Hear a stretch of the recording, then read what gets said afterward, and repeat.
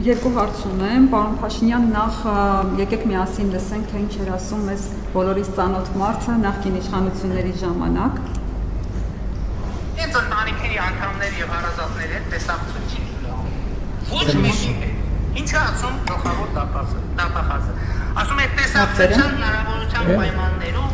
մեղադրյալը մարդիկ չեն բարույթի իրականացման վրա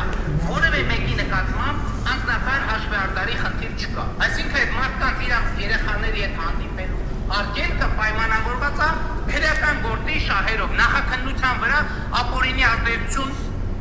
թույլ չտալու անհրաժեշտությամբ։ Քո աշխարհում գլխավոր դատախազ, ինչու՞։ Եթե այդ մարդկանց տեսակցություն տված լինեին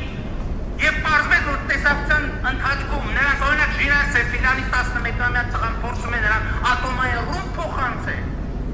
կհասկանայինք, կասեինք, այ ժողովուրդ, դե անընդհատ իրանց մանկահասակ երեխեքը բերում են զենք զինամթերք են տալիս իրանց տեսակցության ժամանակ այս էլ փաստը ընդհատելու։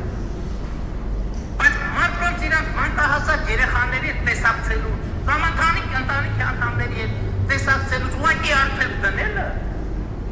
դա հաշվեհարդար է, ուղղակի խոշտանգման մասին է, դա խոշտանգումը պարտադիր է եղողները քաշեն։ Էդ էլ է խոշտանգում։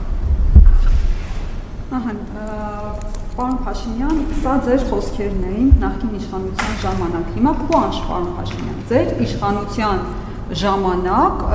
մենք տեսել ենք, որ գիշերազգեստով եւ հողաթափերով անգամ կնոջ են վերման ենթարկել։ Ձեր իշխանության ժամանակ ԶՊՎ տանելու ճանապարհին խոշտանգել եւ սեռական նվաստացման են ենթարկել մի երիտասարդի։ Ձեր իշխանության ժամանակ Աշոտյանին նույնպես թույլ չէին տալիս իր մանկահասակ երեխաների հետ տեսակցել, ծնունդ շնորհավորել, նույնը Չալաբյանին, հիմա էլ ոնց հասկանում ենք Արեգնազ Մանուկյանի հերթն է եւ միայն 3 է քննիչը լայավ արել, թույլ տալ ծննդյան օրով այդ երեխային տեսակցել, երբ որ երեխան արդեն հոգեբանների աջակցության կարիք ուներ, հոգեբանների էր այցելում։ Այդ երեխաներից որևէ մեկը, պարոն Փաշինյան, զենք չի տարել իր ծնողին տեսակցելիս, իգլա զենիթահրթիռային համալիր չի տարել, ընդհանրապես տեսակցություն էր պետք։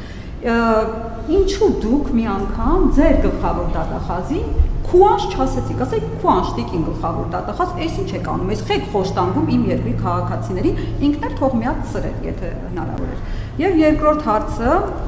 դուք երբ որ վարչապետ դարձաք, մեզ ցույց տվեցիք կառավարական ամառանոցների լվացքատունը, զուգարաններն անգամ ամեն ինչ հնարավոր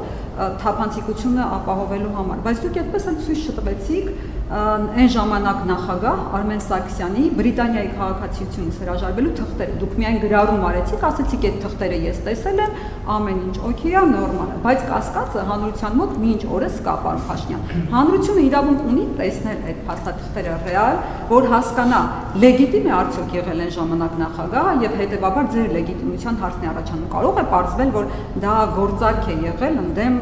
դավադրություն, ասենք, ընդդեմ Հայաստանի Հանրապետության։ Շնորհակալություն։ Առաջի հարցի վերաբերյալ ես երեք լրահոսում տեսել եմ այդ իրավիճակը եւ առիթ ա եղել ես դիրքորոշում եմ արտահայտել, որ ես էլ կարծում եմ, որ ոչ թե չի կարելի, եթե այդպիսի նախորդ դեպքերի մասին տեղյակ չեմ, որովհետեւ գուցե մամուլը գրել է աչքովս չինգե, բայց երեք լրահոսում տեսա եւ մեր գործընկերներն այդ ուղերձը տվել են, որ կարծում եմ, որ չափազանցությունների մեջ պետք չի ընկնել, այնպես որ ձեր հարցի տրամաբանությունը կիսում եմ։ Ինչ վերաբերում է երկրորդ հարցին, գիտեք, այդ թուղթը ես չեմ վերցրել, բայց այդ թուղթը ես տեսել եմ վկայի ներկայությամբ, դա տեղի ունեցել Մարիոթ հյուրանոցում, ես այն ժամանակ վարչապետ էի, թե վարչապետ չէ։ Հա? Էի։